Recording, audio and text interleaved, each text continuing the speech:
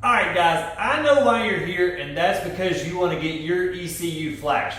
We're going to go over some things in this video for what you need to do to send it in, how long it takes, what you got to do to ship it, what we're going to change, how quick can you get it back, will you get a tracking number, all the questions you could possibly have on getting your ECU Flash coming up right now. First and most common question we get asked is, can you flash my bike? Well, if you'll go back after you watch this video, we have a whole list of all the bikes we can flash. If your bike is not on that list, then unfortunately at this time we do not offer a flash for that bike. Next question we ask is, how long does it take for you to flash my ECU? Well, once your ECU arrives to us, we guarantee to flash them within 2 days of arrival time. We also have an expedite service at which we guarantee you the same day results. If we get it on a Tuesday, it's going to ship out on a Tuesday, headed back your way. You pay us for the return shipping only. How you choose to ship it to us is up to you. We receive USPS, FedEx, DHL, UPS, all on a daily basis, so whatever service you choose is up to you. In order to ship your ECU into us, you need to include a piece of paper with all your contact information. We need your name, your phone number, your address, and your email address, all on a piece of paper. Also be sure to write down all the modifications that are done to your bike. Your exhaust, full exhaust, slip-on, catalytic converter, no catalytic converter, whatever you have done to that bike, write it down on a piece of paper and send that with your ECU. The next thing you're going to want to know is, how do you pay us for this service? So once you finish watching this video, back out, and then you will see an icon that you click on that says Buy Now. Once you click that option, there's going to be several other questions that are going to get asked. It's going to ask you, does your bike have a quick shifter from the factory? If the bike came from the factory with a quick shifter, that option is for you. If you have added on a quick shifter from an aftermarket party, that option is not for you. Only bikes that came with the factory quick shifter are going to select that option. The next option you're going to see is, does your bike have a supercharger? That's going to be for H2, ZH2, H2SX, owners only. If you're not one of those guys, you're going to click no there. The next question, ultimate pops and bangs. The ultimate pops and bangs is an option for those who want popping, backfiring, and noise, possibly even flames, on decel. Some of them, when you let off the gas and when you give it just a little bit of gas, you've seen it in our other videos, you're going to get some popping and some flames, a burble tune. It's a love it or hate it. It does not add any power, does not take away any power if you choose it or not choose it. Solely up to you. It does not harm the motorcycle in order to do this. If you want it, click that option. If you don't want it, click no. Hold your ears.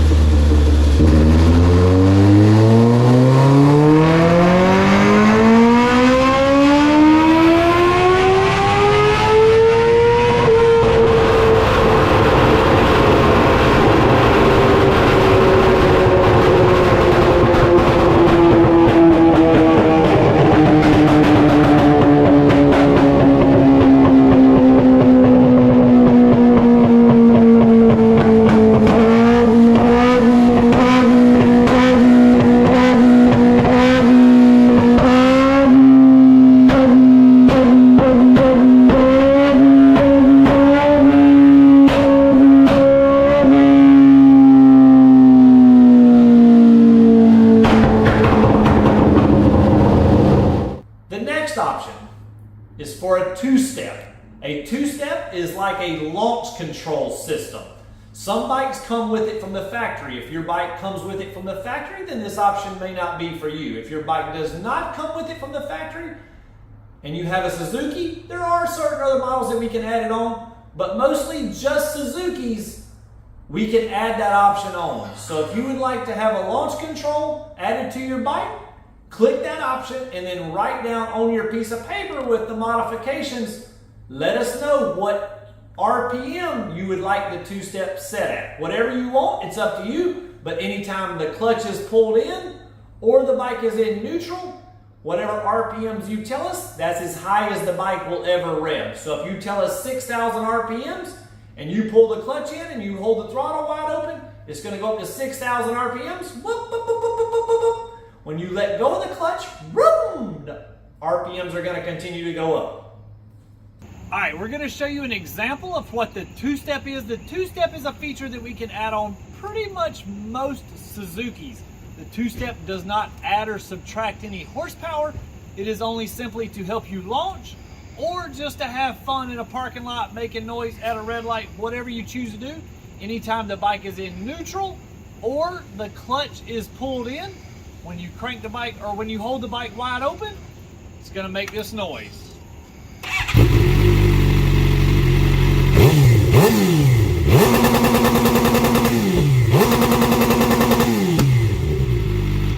On this particular bike, we have the two-step set around 7,500 RPMs. Each bike is different for where you may want to set it. Just keep in mind, whatever RPM we set the two-step to, you cannot rev the bike any higher than that anytime it's in neutral or the clutch is pulled in. So if you want to set it at something low, like 3,500, you'll never be able to free rev the bike higher than 3,500 RPMs if it's in neutral or if the clutch is pulled in.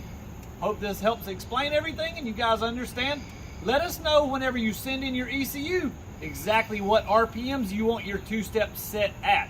If you're not sure, you can just recommend us choose for you, and we're happy to do so. Now, before you go to checkout with your package, you got one last option, and that's going to be for shipping insurance. Standard insurance is only $50. A replacement ECU, if your ECU was lost or damaged in shipping, which fingers crossed we hope it's not, but if anything was to happen, you've only got $50 of replacement coverage. It's not going to really buy you anything. So we have different options for ECU shipping insurance. Select whatever option you like. It's 100% up to you, and it only covers your ECU coming from us to you. If you would like insurance coming from you to us, then you will select that yourself when you take it to whatever facility you choose to ship it to us. Remember, you are 100% responsible for shipping the item to us.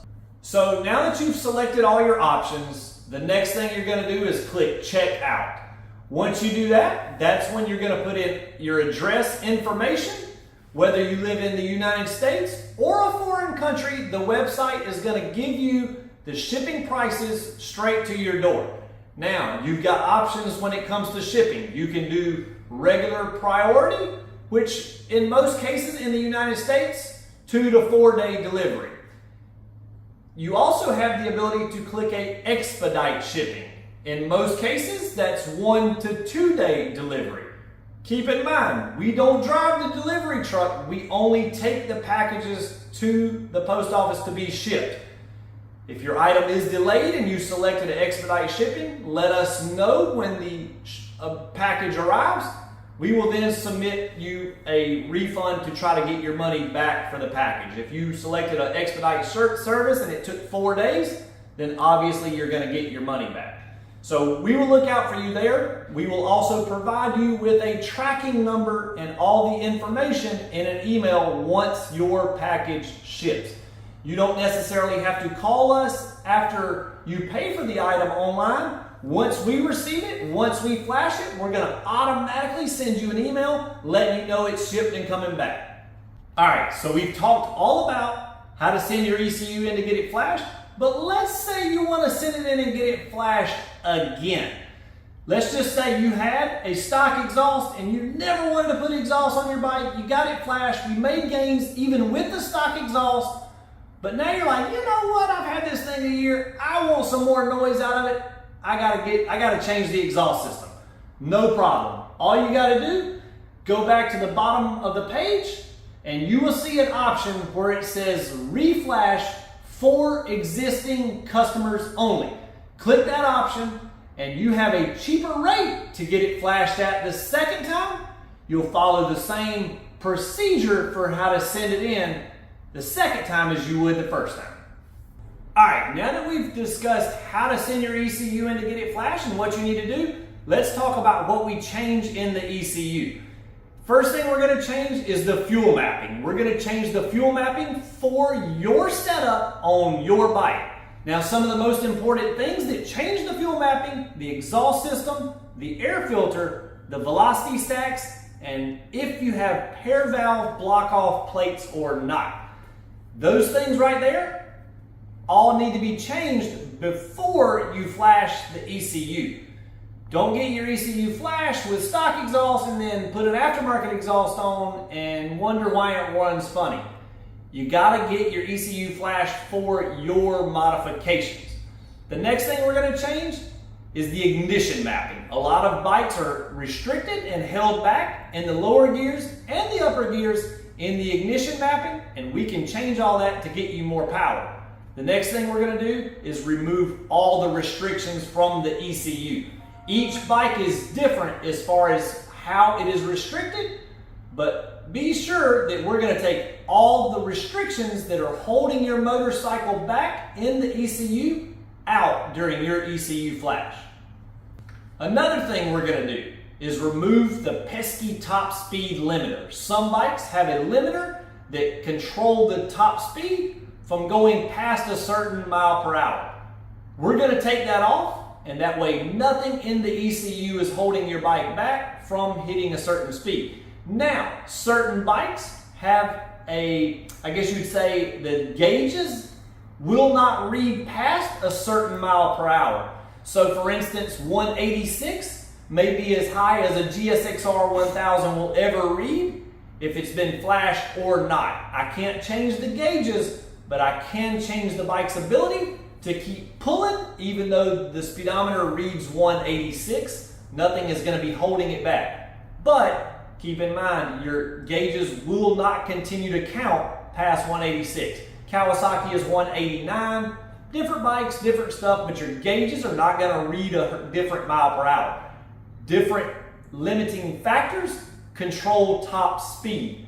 The ECU flash is not necessarily guaranteed to increase your speed. It's guaranteed to remove the restrictions out of your ECU that hold it back from achieving a certain speed.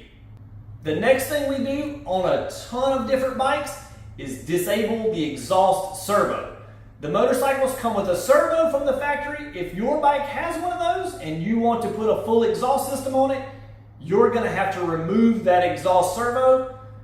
Back in the day, you had to buy a servo buddy in order to keep your check engine light / FI light from coming on.